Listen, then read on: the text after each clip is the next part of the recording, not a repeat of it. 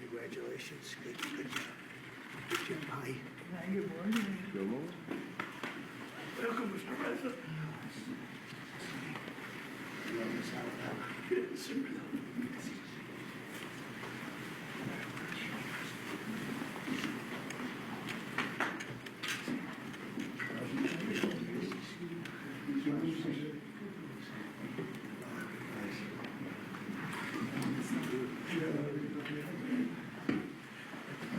It's a nice friendly group.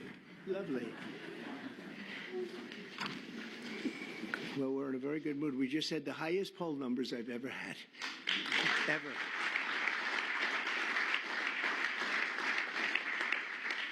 And actually a record for a Republican. Now, I don't know about, have they checked the Democrats too? But we have a record so far for a Republican. Now it's 4 weeks.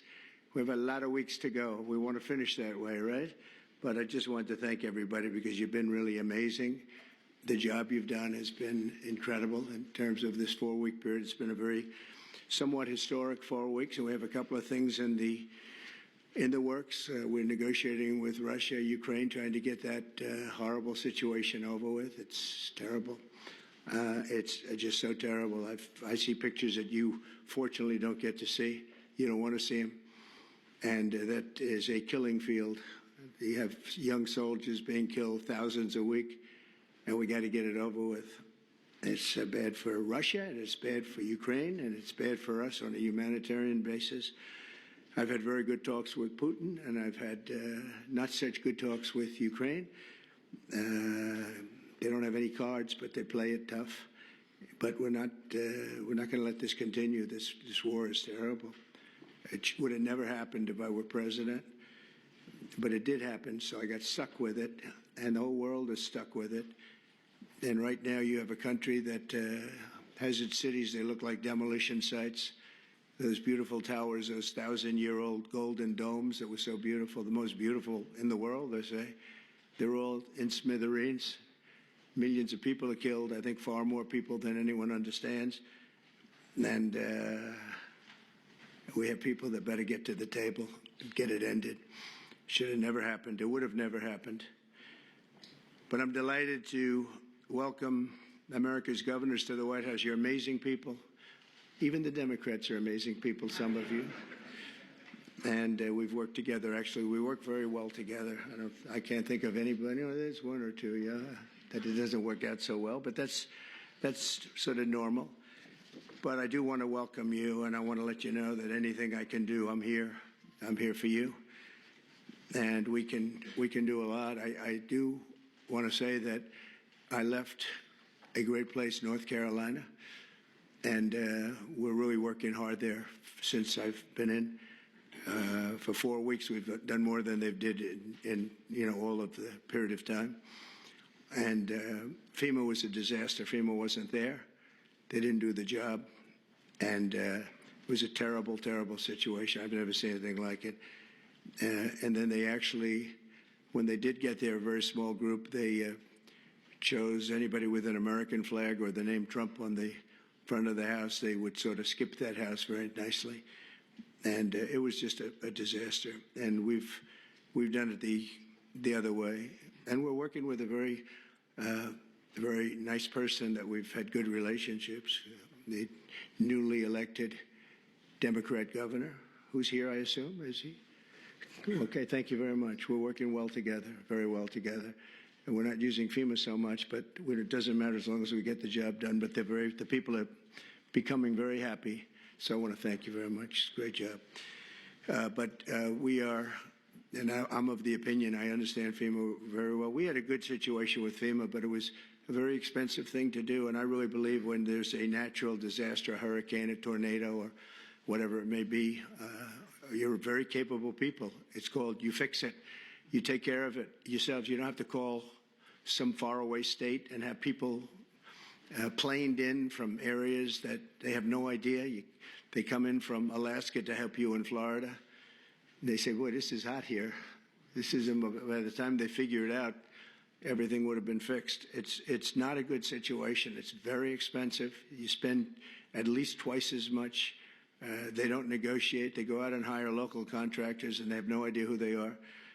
And I'd rather have my governor from South Carolina, Henry. I'd rather have Ron. I'd rather have from Florida. I'd rather have, I could name just about everybody in this room.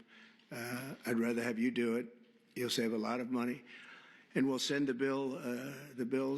We'll pay, I think, far less. We have to have you have a little bit of skin in the game. Otherwise, those bills will be much higher than they're supposed to be, especially with a couple of you in this room who I know will get bills that you wouldn't believe, record setters. But so I think 75-25 with the government, the federal government paying 75. And we'll go right through to probably either go through Commerce, maybe go through Marco, because Marco's very good with money. I don't think I'm going to give him to the environmental gentleman, Lee Zeldin here, because Lee's going to say, what's this all about, huh? They gave me this too. You have found some big stuff, by the way, some big fraud. You have, as he said, this one's not even explainable. We're talking about billions of dollars, so great job, Lee. Really, it's sad, but it's a great job you've done in a very short period of time. But I think Marco or Scott or Howard, and if wherever Howard may be, we want to congratulate him. It was a great session. He got no Democrat votes. I thought he's been a Democrat all his life, and he got no Democrat votes. They all called him to apologize. And, honestly, that shouldn't be. But he got approved yesterday. But today I'm delighted to welcome America's governors to the White House, and I've known many of you for a long, long time. And this week we're forging even stronger bonds of cooperation to better serve the American people. I also want to thank the members of my cabinet who have joined us for this meeting, and they have gone right off the bat. And I also want to thank Senator Thune, because I'm hearing we set a record on approvals. And I was screaming, I thought it was going so slowly. I think we have a record. So I apologize to anybody I screamed at. But no, it was announced this morning. I think we had a record for the number of positions, so that's great. And they're great people. So I'll begin by introducing Secretary of State Marco Rubio. He scares me because he got 99 votes. So that's either unbelievably good, because he's an incredible diplomat and therefore he's Secretary of State and you couldn't have picked it, or I'm a little nervous about you, Marco. And the only vote he didn't get was our Vice President, who couldn't vote because he had just left. So you got 100%. But it really says something. I think it says working together. It's an amazing tribute, I think. I'll let you know about it. I'll let you know about it in about 2 years, everybody. Marco's been great, and he's been in some big meetings with people at the highest level of states that we would say, states meaning other countries that we would have said wouldn't have dealt so well, but they're dealing very well. You have a great group of people with Steve Witkoff and Michael Waltz, and we're making amazing progress. I mean, we've made more progress on that situation, which is Ukraine, and then they have in 3 years. Again, it's so sad that it began, but we're also working very hard in the Middle East. Another one that wouldn't have happened. We would never have had that. You wouldn't have had October 7th. They had no money. Iran was broke. We had sanctions up on Iran that nobody's ever seen before. They were literally broke, and they were not giving any money to Hezbollah, to Hamas. And how about Hamas yesterday with the babies? How about that? We're going to take that. We're going to continue to take that. I don't think so. But I want to just thank you, Marco, for doing a great job. And Scott, you also. Scott went all the way to Ukraine. I said, don't do it. That's why they have telephones. But it's always better to meet in person. But I just didn't feel that it was good. And it was dangerous. You saw things on that train ride that you didn't like, I understand. It's a pretty dangerous ride, a long ride. How long was that? 10 hours. 10-hour ride. It's after you get there. And a very dangerous journey, but he wanted to do it. He's a patriot. He wanted to do it. It's better to do it than it is with a telephone. Always better. I always say it's much better to meet in person, but that was dangerous. I like him. Therefore, I didn't want him to do it. If I didn't like him, I would have suggested he do it. In fact, I'd say, go back today and let's give it another shot. But I hear that they're going to agree pretty much with what. But that's not the big thing. The big thing is getting it done, and we'll get it done. Also, somebody who's been so popular right from the beginning, very, very little opposition, but she's fantastic. She was the Attorney General of Florida for 8 years, highly respected, and just an amazing person, amazing leader and woman, Pam Bondi. Good, Pam. How's it going? Good? You got enough work? You got a lot of work over there, I tell you, man. She's going to be unbelievable. I don't even think about it. Interior Secretary Doug Burgum. And Doug, I don't know if Doug's here. He was last night. Oh, good. You just disappear right into the woodwork, huh? Doug is a man who made a lot of money, actually, but in technology, sold to Microsoft for a lot, and decided he wanted to do a Trump thing, and he did, and he won easily. And then he became a great governor of North Dakota, and really good. And he was all of a sudden thrown into the oil business, right? And he took that to a level that nobody ever thought possible. The job you've done there has been amazing. And I watched he ran. Then I said, I like that guy. He was one of the few that didn't hit me. He was after my position, but he never said anything bad about me. I said, okay, that's one checklist that we have good. You know, it's one of the ones. But he was an amazing governor, and he really became an expert on energy. And when I was with him, I realized I wanted him someplace. I didn't know exactly where, but I thought it would be the Department of Energy. I kept talking because the state has done so well. And I said, look, I want you to just hold it, and I want to put you there. He said, sir, I have somebody much better than me on energy. Who? Chris Wright. I said, who the hell is Chris Wright? He said, is Chris here? I don't even know. Is Chris here? Hello, Chris. Boy, am I giving him some build-ups. I did the same thing last night. But he's the top guy in the whole, they say, on the planet for energy, in all forms of energy. Even clean, beautiful coal that we're going to be using like Germany does now. They're opening up a plant a week. And they're opening up in China more than, somebody told me, 2 plants a week, you know, but we're supposed to use the wind, which doesn't work. Doesn't work from a practical standpoint. But I just want to welcome you because you had the greatest man. When he said, you're probably the only man, because I know Doug, he's got a big ego. And you're the only man I've actually heard him say something. He said, he's so much better than me on energy. He's better than anybody. And so we made a move. And you gave up a tremendous position to do this, and we want to thank you. But we have to get going because when we bring the energy costs down, we have more energy than anybody in the world. We just didn't use it. Can you imagine? Biden set us up in Venezuela instead of taking ours, so that we go to Venezuela where they'd have very heavy stuff, and we have the best stuff in the world. We have more liquid gold, and it's really great liquid gold too. We have more under our feet than anybody else. But we went to Venezuela to buy oil instead of taking it from our own land and, you know, drilling a little hole in the ground. About how big is that hole? About a foot? About a foot, yeah. We drill a little tiny hole, and we could have taken it instead of all of the problems. And then we made Venezuela strong again. You know, they've given them a lot of money. They never thought they were going to have so much money, and all the people are leaving. So you're going to have one guy sitting there with a lot of oil under his feet. That's not a good situation, but we're having talks about that whole mess. What a mess. That was another one that was done. He was ready to quit. He was going to be out. Marco, you know that better than anybody. Marco's been very staunch against what took place there. And we were going to have that in any form we wanted it. But Biden made them strong. It was the worst administration in history, and I say that with a lot of Democrats, but I think you believe it too. You can't say it, but you believe it. But I just want to thank you, and if you get those prices down, you know, that's what caused inflation, the energy. I mean, the spending, but I think even more so the energy.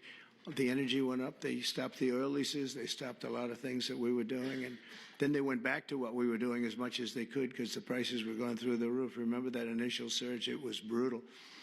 And they went back. They let any rig. They let any rig that we had up just drill. You know, and they ended up doing similar numbers, but we wouldn't have been at those numbers. We would have been double or triple those numbers. Those were from years ago. but energy caused our problem. But I just want to thank you for recommending him. And what we've done is he's the head of Department of Energy. He's Department of the Interior. And it's really screwy because the Department of the Interior has all the energy other than some nuclear energy that you're in charge of. But he has all the energy, has all the land, all the great places. Best, we have more than any other country in the world. And he's in charge of it. The problem is he can't drill. And he drills, but he has no land. So what do? We said, I have an idea, let's merge them. So we merged them intellectually. I don't know if we did it legally, but we did it intellectually. So now he gives up the land and he gives up the drillers, and you're going crazy, right? You're going wild, and you'll do it beautifully, environmentally well, Lee. We'll make sure.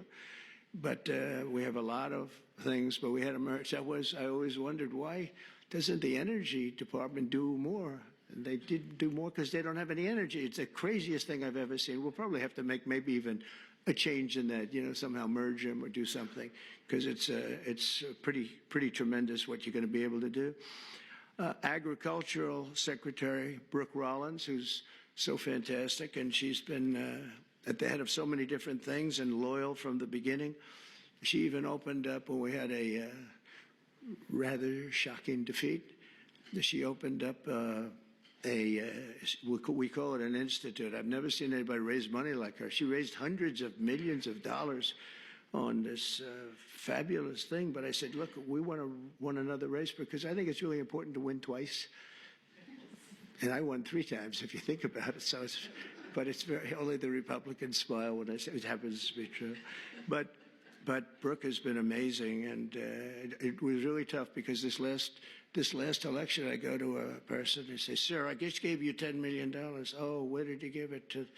I gave it to Brooke. You gave it to Brooke. She's spending it on policy. We don't have to worry about policy. We have to worry about getting elected, right? But Brooke is fantastic, and she's done such a good job, and she's make America great again, top of the line, right? And she's going to, and what I didn't know, and as soon as I found out, I said, that's that. She studied, that's what she studied, agriculture. She knows everything about it, and she's going to be a fantastic secretary, and you'll do something with the eggs, because I'm hearing so much about eggs. You'll figure it out. You got to figure something out fast. But and we inherited all of the problems. At some point, a few months down the road, we won't be able to say it's so much us. But the big things, really, we can blame other people for, to allow criminals into our country at levels that nobody's ever seen before, to allow people from jails to have countries from all over the world be allowed to empty jails into an open border.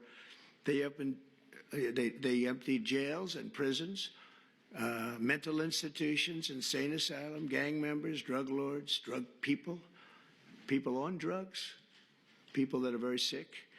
They allowed them to come into our country totally unchecked, unvetted. And right now we have a great gentleman, Tom Homan, who's doing an unbelievable job, and Christy Noem. They're doing a great job, but it's something we should have never had to be done. And you see the levels of crime that these are serious. They make our criminals look nice, I'll tell you. That's the only thing we get out of it. Our criminals are very nice people by comparison. These are seriously tough people. The various gangs, whether it's MS-13 or the Venezuelan gangs, they're as tough as nobody's ever seen toughness like this. Secretary of Health and Human Services, nobody knows this particular gentleman. He sailed right through. I thought he'd get a lot of, I said, well, he's going to get a lot of Democrat votes, Ron. I said, he's going to be an easy one, right? I told Ron DeSantis, I said, this one's going to be so easy. He's going to get all those Democrat votes. I don't know. Thank goodness for the Republicans, right? Robert F. Kennedy Jr. And where is Bobby? Where is Bobby? So congratulations. Was that as easy as you thought? Just quit. Well, in the end, they all voted for him. He did pretty well. You got through. But, we have one stat that I quote, the autism stat. And you hear different numbers, but it's thousands. They say between 10 and 20,000. So if you go back 15 years ago, we had like nobody. It was 1 in 20,000. Now we have 1 in 34. Is that right? 34. So 34 or 36 kids have autism. And if you go back, I guess 18 years, that whenever that was done, it was 1 in 20,000. So we got from 20,000 to 34, 36. That's unbelievable. So there's something wrong. There's something wrong. We've done something wrong. There's something, you're going to figure it out. Maybe it's a spray that we spray all over the place that nobody else does. Other countries don't. The Pennsylvania Dutch, they don't do anything, and they're amazingly healthy. And he understands. He's working with Dr. Oz, who's a really smart guy. I know him very well. And those two guys are going to figure it out. They're also going to figure out why in the United States we pay $1,300 for a drug, one that we were talking about, and in London they pay, literally they pay $200, even less. $88 I heard in one case yesterday. They pay $88, we pay $1,300 for the exact same drug from the exact same factory, from the same plant where it's made. We've got to figure that out. So I hope you focus really a lot on the cost too, because Americans are being screwed, and it's no good. They're not going to put up with it. Secretary of Housing and Urban Development, another one I know very well. He's going to be fantastic, Scott Turner. So, Scott, congratulations. Man, oh, man, you are something. He got up and we had a great meeting yesterday, right? He got up and spoke. He's a good speaker, that one. And everybody loves you. Everybody knows you. Great guy. You're going to do fantastically. Well, you got a good recommendation from Ben Carson. Once Ben Carson recommended you, I said, all right, that's okay. We love Ben Carson. Nobody like Ben. Secretary of Energy, I introduced, Chris Wright, and Secretary of Veterans Affairs, Doug Collins. I know Doug so well. Oh, where's Doug? Where's Doug? That voice during the Mueller hearings, that beautiful voice. Do you know, remember the catastrophe that every Democrat remembers this, when Mueller went to testify? This was not a good situation. That's where it all ended, Pam, when he didn't know anything about anything. And Doug said, you don't know what we're talking about, do you? No. This was not a good day for them, but it was a good day for justice, I can tell you that, for fair justice. EPA Administrator Lee Zeldin, he ran for governor of New York. In theory, you have no chance, but actually, he almost won. It was a fantastic run, amazing run. And he's very smart. He was a congressman. He was fantastic on the hoax, the various hoaxes I had. I had a lot of hoaxes, so many I don't want to name them. Well, we don't have enough time. But he was always very strong, great lawyer, tremendous lawyer, and also a big believer in the environment and keeping it good and clean and healthy. And I just want to thank you for the job. And the only thing I ask is that you go speedily, because, you know, a lot of people use the whole process, the environmental impact process, to delay projects. We just want them to go quickly. And you can get the same answer in a matter of months as opposed to a matter of years. I feel so strongly, because people are coming in with tremendous amounts of money. I have been spoken to by yesterday I had Tim Cook in the office from Apple. He's investing hundreds of billions of dollars. I don't know. I hope he's announced it. Hope I didn't announce this, but what the hell? All I do is tell the truth. That's what he told me. Now he has to do it, right? So it's good. But he's investing hundreds of billions of dollars, and others too. We're going to have a lot of chip makers coming in, a lot of automakers coming in. They stopped 2 plants in Mexico. They were under construction, starting construction. They just stopped them. They're going to build here instead because they don't want to pay the tariffs. The tariffs are amazing. It's good. I got myself in a lot of trouble. I said it's my favorite word in the dictionary, the word tariff. It's such a beautiful word. And the fake news killed me. They said, what about love? What about God? What about family? And I said, I'm in trouble. I said, so now it's my 4th favorite word. I say, love, God, family. A couple of others I could add in there too, but it's my 4th favorite word. So, and OMB Director Russell Vogt, thank you, Russell. You're going to be incredible. I know he took some hits, but I know how good he is, how honest he is, and he's fantastic with the numbers. And you're seeing these numbers coming out with the theft, right? And it's tremendous fraud, waste, and abuse, and all three of them. But I think the fraud is really the biggest. I think you're going to see it. You come out as soon as you can, I think, with your numbers. But because they're not explainable. They're not explainable. So I just, Russell, do a great job, that's all. SBA administrator, small business. Now, small business is really big business. It's actually one of the biggest banks in the world. It sounds a little bit like, oh, small little business. It is a massive, it is one big sucker, right? And Kelly Loeffler's here, so she's going to be incredible. And she's got an incredible husband, Jeff, who's one of the most important people in the world of finance. And he knows. He owns a thing called the New York Stock Exchange, so that's not so bad, right? And you have natural experience, but I think you're going to do great. And there's a lot of fraud in there from the past, you know, with all the money that was handed out. It was, you know, billions and billions of dollars. Director of National Intelligence, Tulsi Gabbard. Where's Tulsi? Is she here? Hi, Tulsi. I haven't really seen you. Good luck. Do well. Have fun. We built a building. The building cost like $12 billion. The building is loaded up with intelligence. Lots of luck figuring it out, right?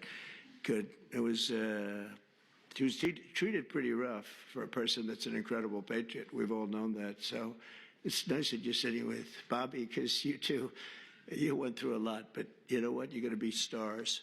And over the past month, our new administration has taken unrelenting action to fix every single disaster that we inherited, and we inherited a lot of them, the border being, I think it's the most difficult one of all. The rest we can get fixed, including foreign countries that are doing things that they shouldn't be doing. And one of the reasons that we won the election by so much, because we won it in everywhere. We won the popular vote. We won the 7 swing states, all 7 by a lot.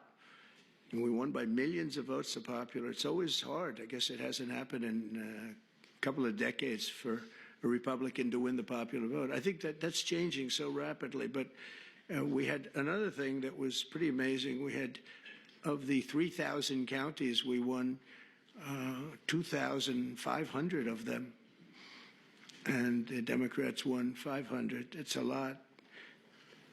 They've never seen anything like it. It would actually, you would have thought that the numbers would even be much higher. When you win 2,500 counties to 500 counties, when you look at the map, you've all seen the map, the one that got certified and came out just recently. It's like almost totally red. And it's my honor. We're going to just work it out. But we've really become the party of common sense, and I think it's important. I think it's important for the Democrats' common sense too. We're going to deal with you, and we're going to deal on a common sense basis. And I know a lot of you agree with a lot of the things. I don't know. Sometimes you're not allowed to say it, unfortunately. But I think we'll be all better off if everybody says it. That includes Republicans saying the right things. So on day one, I declared a national emergency on our southern border to stop the invasion of our country, because we were being invaded. Millions and millions of people. I figure 21 million people, and of that, 2 or 3 million were criminals. And many of them were people that countries didn't want. They would put them in these massive, large caravans. I came up with that name a long time ago. That's what it is. It's a caravan. And these are people, in many cases, they might not be criminals, but they're people that the country didn't want. They didn't work. They needed help all the time, or they needed assistance, or whatever. Our country's got a lot of people in it right now. And we're going to make sure that everybody's treated fairly, but we got to change it. It's the most difficult problem, I think.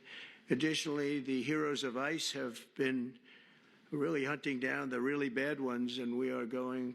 They're incredible people. ICE. They were being shunned by Biden. They were being mocked. And let me tell you, these are tough men and women. But they're tough. They'll see like a MS-13 band of thugs out on Long Island, and they'll bring up the paddy wagons. They get in, and they'll say, no, one of them, 2 of them, killed 2 young girls in Long Island. For some reason, they like Long Island. MS-13 loves Long Island. I don't know what that's all about. But 2 young girls walking to school, 16 years old. in the morning, they were accosted by a group of MS-13 thugs, and they don't use guns as much. They use knives. They like using knives, and they cut them up, cut them into pieces, and left them and killed them, cut them up into pieces, little pieces. And they used knives because it's more painful. And ICE went in. They have no fear of these guys. They went in and they just knocked the hell out of them. And they'll go into a pack. They call it a pack, not like a political pack. Political packs are slightly nicer. But a pack of these MS-13 people or Tren de Aragua people from Venezuela, and they'll just walk in. It's all you'll see is fists going for 5 minutes, and then you'll see these guys walk out, and they got them between their legs, and they're bringing them, getting them the hell out of the country. These are rough people that we have to deal with. But ICE is incredible. Border Patrol is incredible. Law enforcement, the people in law enforcement, we make their job so difficult by allowing people like this into our country. We just shouldn't do it. So I've just designated the group from Venezuela, Tren de Aragua, as a foreign terrorist organization. I mean, in Colorado, they went and other places, they literally take over. They're like me. They're in the real estate business. They take over real estate. And they literally take it over. They just claim it. And they tell tenants to get the hell out if you don't get out. They had one case where a guy called the cops, and they went in, "You call the cops?" "Yes." And they cut off his fingers. He says, "You don't call them anymore. You cut off the other fingers on your other hand." These are not nice people.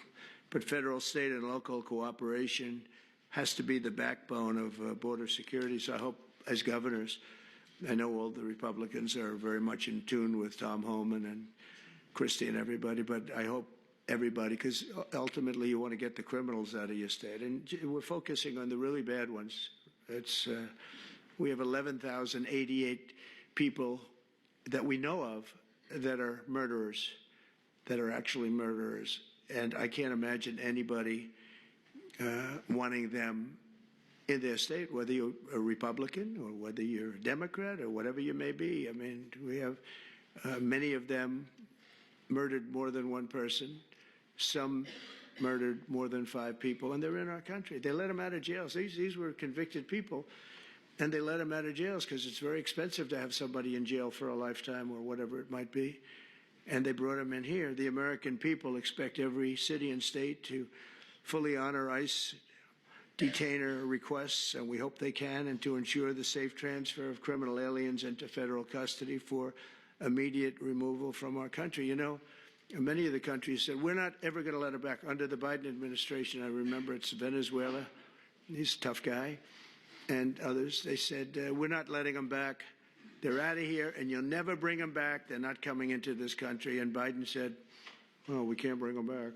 They won't take them." Well, we took them. And every single country now, you saw it with Colombia, you saw it with Venezuela. In fact, they actually offered to send planes to pick them up, and they'll pick them up so that we don't have to go through the expense of sending a plane. Is that correct, Marco? Even Marco couldn't believe that one. But they literally are sending planes to pick up these people. And they're rough people, and they're picking them up, and they're putting them in the planes. There's no excuse for any state attempting to aid and abet dangerous criminals, killers, drug dealers, really bad people who are violating federal law and violating the law by being in our country. To combat inflation, I declared a national energy emergency, and we had to do that. One of the things we've done is by doing that, we can go very quickly. You know, a lot of companies are coming in, but they need tremendous electricity, amounts of electricity. Who would have thought, Doug, right? But they need more electricity for AI than we have right now in the country. In other words, we have electricity now for the whole country. They need that just for that one industry. So they're coming in with, and we're going to be leading. We're now leading on that. We've really opened it up, and I hope it's good. But we opened it up, and we're leading China by a lot. But China's giving them tremendous electricity because they do whatever they want to do. But we're working with Lee. And I've told these people they're going to spend hundreds of billions, trillions of dollars, actually. So I need double the energy that we have right now, and even more than that, from what I'm understanding, which is hard to believe. In other words, take every car, everything, every building. We need, whatever it is, 100% of the energy. We need that amount just to be in the #1 position. And we need really more than that to really dominate, which I think we'll be dominating. But I told them, and they can't believe it, I said, we're going to get you quick approvals, and you're going to build your own electric plants so that you're going to create your own electricity when you build your plant, which will be massive. These are massive plants. But when you build your plant, we're going to let them build an electric generating plant where they build like a utility. In other words, instead of using Con Edison, like we have in New York, hello, Governor, nice to see you back there. And we do have Con Edison, and they don't do a bad job, actually. But, they could be a little cheaper with the price, perhaps, but they don't do bad. But we build our own utility. They can have their own utility. If they have any extra, they can put it onto the grid. But this way, they're not subject to a bad grid or a dangerous grid or a grid that gets taken out by bombs or war or anything else. So they actually couldn't believe it. They said, you think you could get that approved? Yeah, I'll get that approved very quickly. They couldn't believe it, and they're so happy. And they're going to do some in Virginia, some big ones. But we're going to go, and this way it's really a self-service. They just have this massive building with a large electric generating facility that'll be powered by natural gas, mostly. Some will use coal, some will use nuclear, clean coal. I only say clean coal, but some will use nuclear. They have their right to do it. None will use wind because wind doesn't work. It's just terrible how an environmental person can like wind. It kills the birds. It's very expensive. It's 7, 8 times more expensive than other forms of energy. Every wind turbine in the country that goes up needs massive subsidies. It's really the only energy that needs subsidy, essentially. The solar's doing okay. So it's the only one. But to combat inflation, I declared that national energy emergency, and we're going to unleash the liquid gold under our feet to bring the prices way down. That's going to happen. And again, we're going to have a big part of that's going to be natural gas, which is very, very clean, and clean coal. We're going to do as many forms of energy as we can.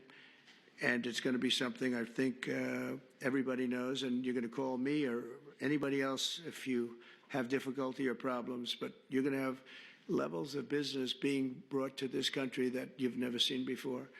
The tariffs are bringing them more than anything else. The country's bringing them, but the tariffs are bringing them. They hadn't been here, and we're creating tremendous tax incentives. But the biggest incentive is they don't want to pay 100% tariff or 200% or whatever it may be. And as you know, we're going to be announcing tariffs on cars from foreign countries of 25%. That'll be done in probably April 2nd. I was going to do it April 1st, but I said I don't like that date. It's going to cost a lot of money to wait one day. You know, I don't know. What do I do there, Pam? Maybe should I do it just April 1st? It costs a lot of money, that extra day, Marco. You figure what that costs. Let's do it April 2nd, right? I just don't want to take the abuse. We created the new Department of Government Efficiency, which you may have heard about, DOGE, which is now waging war on government waste, fraud, and abuse. And we've begun the largest deregulation of industries and other things. It's proper deregulation that has ever done. I lead the way on my first 4 years. We did more deregulation than any other president in history. And I brought a little list along that I thought I'd just read some of the places when you mentioned DOGE, some of the places that this money has gone.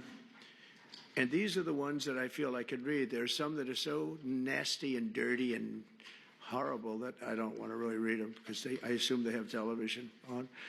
I have a guarantee they do. I let the press in today because we have nothing to hide, right? It's much better. They said, do you want to let the press in? I said, why not? You think Biden would do that? I don't think so. $520 million was given for a consultant to do ESG, that's environmental, social, and governance investments in Africa. $520 million, $25 million to promote biodiversity, conservation, and social responsibility behavior in the country of Colombia, 25 million, $40 million to improve the social and economic inclusion of sedentary migrants. They have no place in particular they were thinking of. There is no location. The money was sent out, but they have no idea where it's going. $42 million for social and behavior changes in Uganda, and $10 million for Mozambique medical male circumcision. People that want to be, or have to be circumcised in Mozambique. $14 million for improving public procurement in Serbia. $486 million to a consortium for elections and political process strengthening, which $22 million was for inclusive participatory political process in Moldova. And $21 million going to my friend, Prime Minister Modi in India, for voter turnout. We're giving $21 million for voter turnout in India. What about us? I want voter turnout too, Governor. $29 million to strengthen the political landscape in Bangladesh. Went to a firm that nobody ever heard of. Got $29 million. They got a check. Can you imagine you have a little firm, you get 10,000 here, 10,000 there. And then we get $29 million from the United States government. There are 2 people working in that firm. 2 people. I think they're very happy. They're very rich. They'll be on the cover of a very good business magazine pretty soon for being great scammers. $20 million for fiscal federalism, and $19 million for biodiversity in Nepal, and $47 million also for improving learning outcomes in Asia. Asia got a lot of money. $50 million plus another $50 million for condoms for Hamas. They gave $50 million, and it worked out so well, they gave another $50 million a little bit later. Condoms, $100 million for Hamas. And we're also uncovering outrageous incompetence and fraud in the Social Security. And I read this last night, so Governor, you're going to be bored hearing this, but you know, you never get bored because it's not possible to even believe it. So if you live 100 years, it's a long time, but let's assume that they had millions and millions of people living, because they have like 10 million people in the Social Security living. But let's go over 100. So now you're more than 100 years old. We have 4.7 million Social Security numbers, people from the age of 100 to 109. So if you're 100 to 109, we have 4.7 million people on our Social Security rolls, right? No, that's a lot of people. I knew one guy was 100. The great Lenny Litwin. He was a builder in Manhattan. He lived to 103. You knew him. He was one of the greatest builders. He was so happy. The reason he lived, he loved building. He'd build a building a year, right? Never had a problem. You knew Lenny Litwin, I would think, Governor, right? He was a great guy and got along with everybody. He got along with Democrats, Republicans. Everybody loved Lenny. When he died, it was a bad day for New York, I'll tell you. He was a great guy. But he lived to 103, 104 because he just loved his business. He was designing a new building at 103, and that was the end of it. He didn't quite get the design finished. But you had 3.6 million people aged 110, substantially older than good old Lenny. From 110 to 119, you have 3.6. These are the people on the rolls. Now we're looking to see whether or not they've been paid, because if they've been paid, then you're just using those numbers to take out the money, all the money that's paid to those people. 3.47 million people from the age of 120 to 129. 3.9 million people aged 130 to 139. 3.5 million people aged 140 years old to 149 years old. I think this is the case for Pam. I think I might give you this, Pam, just you can have it. In fact, I will. 1.3 million from age 150. There's 1.3 million people, they're saying, are alive and receiving Social Security. Now, that's the only thing we're checking. Are they receiving it? Because if they're receiving it, that makes it much worse. If they're not receiving it, that just makes it incompetent. They shouldn't be on the rolls. And the only thing good about this is that when we take all these people off the rolls, and we have tremendous fraud underneath, people that are 80 and 60 and 50 and everything else, but this is really incredible. 1.3 million from 150 to 159, and over 130,000 people are on the rolls of Social Security. over the age of 160 years old, including 1,039 people between the ages of 220 and 229. So we have, think of that, we have 1,039 people who are 220 years old to 229. We have one person at 240 years old, and here's the beauty of them all. We have one person at 360, which is strange because the country is 250. So, and they're 110 years older than the country. Here, Pam, you better take a look at this. That's much better for you than for me. Now the question is, are they getting paid? Because somebody maybe is getting paid. Yeah, I have a feeling you were. I said, what a convenient thing. This is so nice. We created this department, DOGE, and the kind of numbers are incredible. It could be $500 billion, but it could be $1 trillion. It could be even $1.5 trillion. We're going to find out. I mean, I'm actually going with Elon, and Elon is doing a really good job. And I said, who are these people that travel? We call them the Dogers. And I said, what are they? He said, they're generally young people with extremely high IQs who are very good with computers, because you have to be good with computers. So when one of these scammers talks and tries to tell them why it's perfect, they said, no, it doesn't work that way. You know, it's very hard to talk them out of something when they have you. But we're actually going to Fort Knox because I want to see, do we have the gold? Do we still have whatever it is, tons of gold? I hope we do. Wouldn't that be disappointing? Fort Knox. You grow up hearing about Fort Knox. You can't get in. You can't even see it. Nobody sees it. You go there and the place is dry. Would that be terrible? There's another one. Maybe you should go with us to that one. But we're going to go in there pretty soon.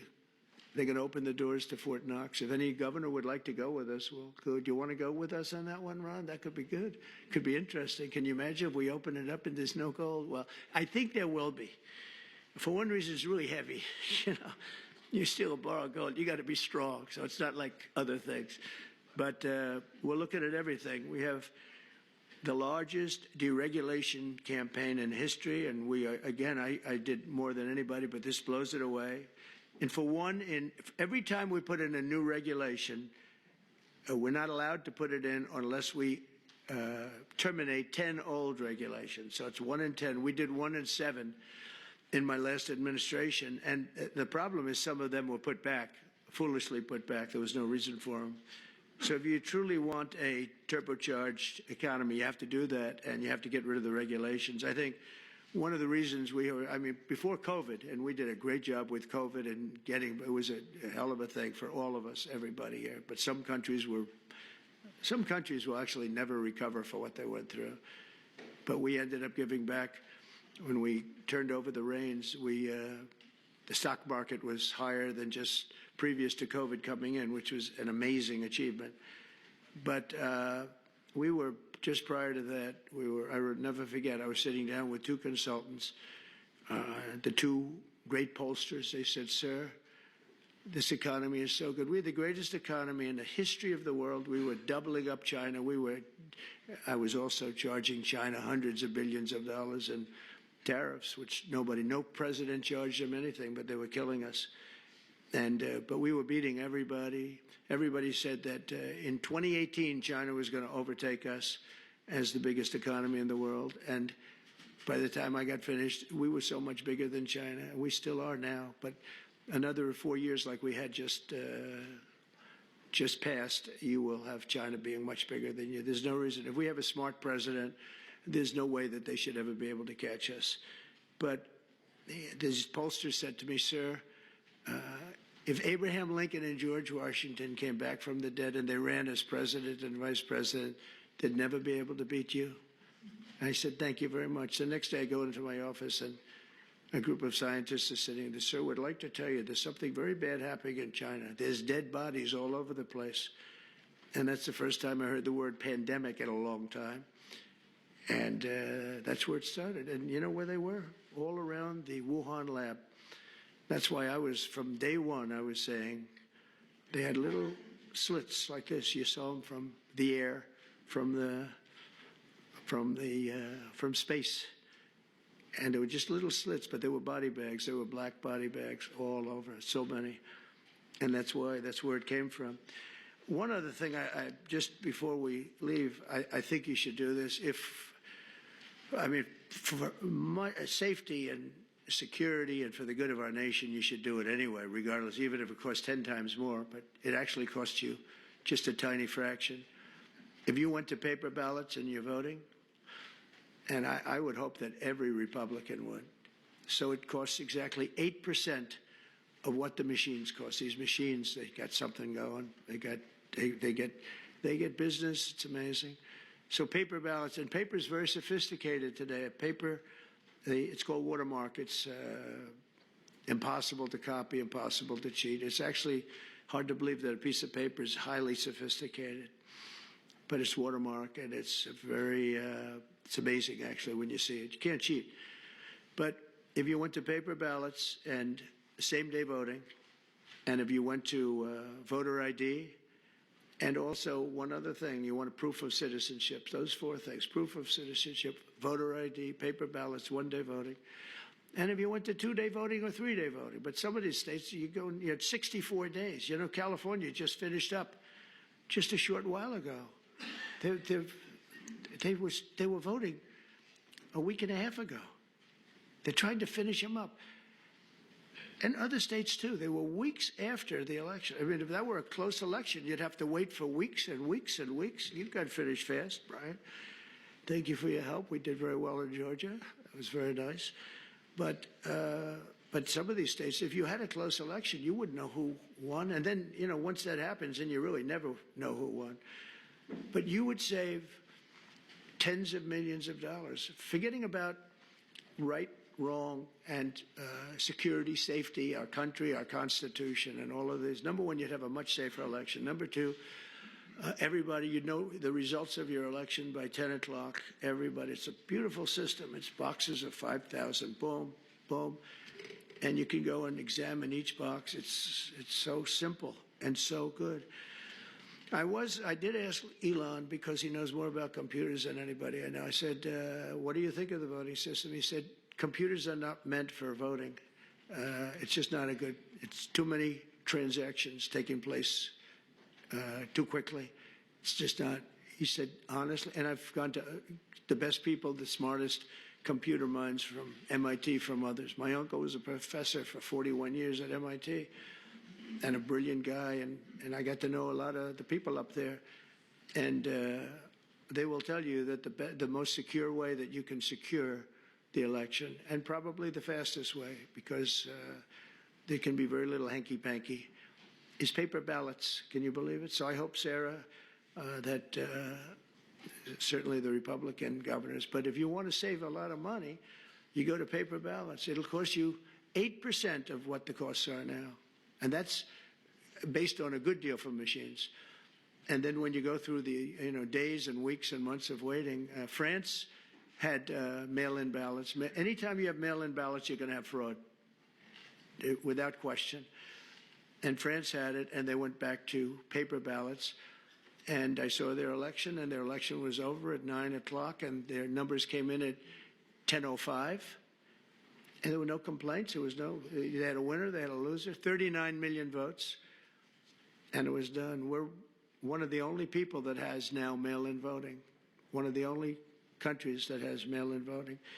Remember Jimmy Carter when he did a commission, and I think they had Scoop Jackson, they had some, at the time, big senators, and their conclusion was, if you have mail-in voting, you're going to have massive fraud. And we had it in New York with the congressional race. Remember the congressional race? It took them forever like 6 months later, they declared, who was it, Jerry Nadler or somebody? They declared him the winner, 6 months later. But it was somebody. Oh, no, it was the woman, the congressman. I won't mention her name. But she won. But she didn't win, and it was really very sad to see that whole thing. Democrat, that was a Democrat, and a Democrat, that was a primary, but they had the mail-in voting. It's just a disaster. So it's very, very expensive. If you want to save money, if you really believe that the computers work, which they don't, But if you want to save a lot of money, all you have to do is go to paper ballots, and you'll be cutting it down by millions and millions of dollars. So America will take off like a rocket ship. You're going to see things that's so great for the governors, and Democrat governors are going to have, you're going to get the benefit of this. You're going to be opening up plants, and you're going to be, I hope we have enough people. We're going to and we want people to come into our country, by the way, I do, but they have to come in legally. So we need people in the country, but they have to come in legally. 2 weeks ago, I signed an executive order banning men from playing in women's sports. Many Democrats are fighting me on that. I hope you continue, because you'll never win another race.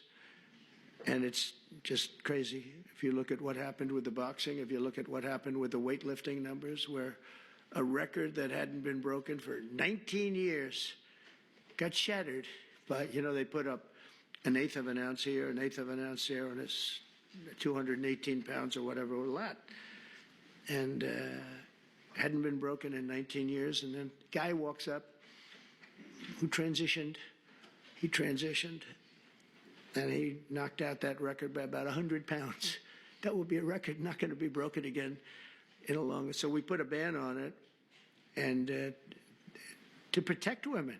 I mean, the women, if you watch the Olympics, you had two transitioned people that were fighting in the women's boxing. They have women's boxing category. And if you saw that, it was brutal.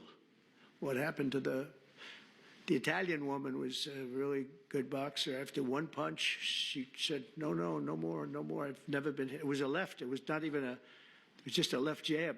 She got hit so hard, she said, I can't do it. They forced her to go out. No, go out again. You'll do it. Goes out again, gets hit again. No, that's it. She didn't want to die, and it's crazy. But the NCAA has complied immediately, by the way. That's good. But I understand Maine. Is the Maine here, the governor of Maine? Huh? I'm here. Are you not going to comply with it? I'm complying with state and federal laws. We are the federal law. Well, you better do it. You better do it, because you're not going to get any federal funding at all if you don't. And by the way, your population, even though it's somewhat liberal, although I did very well there, your population doesn't want men playing in women's sports. So you better comply, because otherwise you're not getting any federal funding. See you in court. Every state, good. I'll see you in court. I look forward to that. That should be a real easy one. And enjoy your life after governor, because I don't think you'll be in elected politics. Every state has a responsibility to comply with Title IX. They have an obligation, a legal obligation, and we'll be enforcing aggressively, and we're going to be protecting our citizens. We're going to protect. So just to end, this administration has been fighting for parents' rights and universal school choice. We want to do something that I think many people in this room want, and even if you don't, I think you do want it, but you might not be able to say it. We want to move the schools back to the states, so that Iowa and South Carolina and Georgia and all these states can run your own school system. And you'll do a fantastic job, Kim. You're going to do great. I mean, I use your example because you're so much into the education, done a great job with school choice, and you'll do your school choice. That'll be the easy thing. But we want to get it back, take it away. So just some stats. So at last, it's usually we're 38, 39, or 40 out of 40. They take the 40, I guess, biggest, most important, whatever it might be, but 40 countries. And we were 38, 39, and congratulations, but 2 months ago, 3 months ago, we hit number 40. So we were last in terms of education in the world. And we were first in another category, though. We were first in cost per pupil. So we spend much more. And by the way, second wasn't even close. So you have Norway, Sweden, Denmark, Finland, China. So there goes the big country theory, right? They have 1.4. They're rated number 5